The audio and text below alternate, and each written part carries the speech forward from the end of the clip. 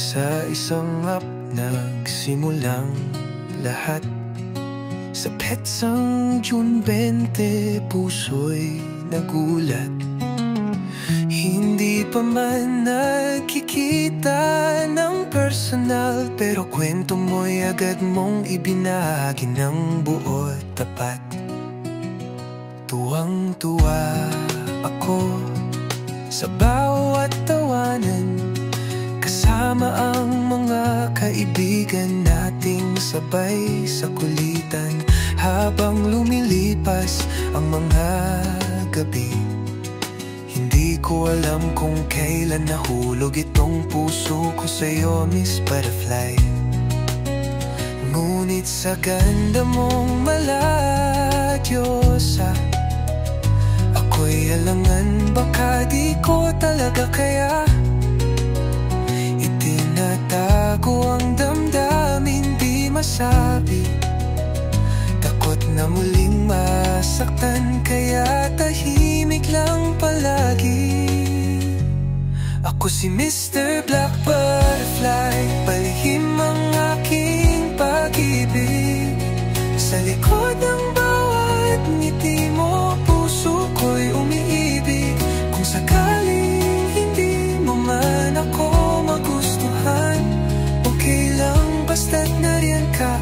Ako'y masaya na rin kahit minsan. Naging saksi ako sa lungkot mong dinadala. 3 beses kang nasaktan ng tadhana, pero kahit ganun, di ka kailanman nawala sa ganda. At ngayon gusto ko sanang ako ang maging pahinga mo, sinta.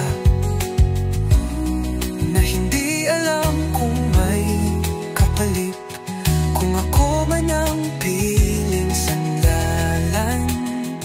Sa oras ng pagod at bigat ng buhay, payag ako maging anino mong tahimik, na laging nariyan, handang sumalo sa bawat sakit.